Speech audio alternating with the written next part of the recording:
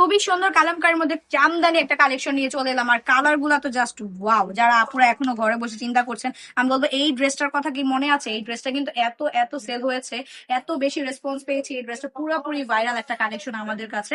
যারা হচ্ছে এই ড্রেসগুলো নিয়ে ব্যবসা করতে চাচ্ছেন বা পিওর কটন কালেকশন নিয়ে ব্যবসা করতে চাচ্ছেন, তারা কিন্তু চোখ বন্ধ করে এই কালেকশনটা রাখতে পারেন।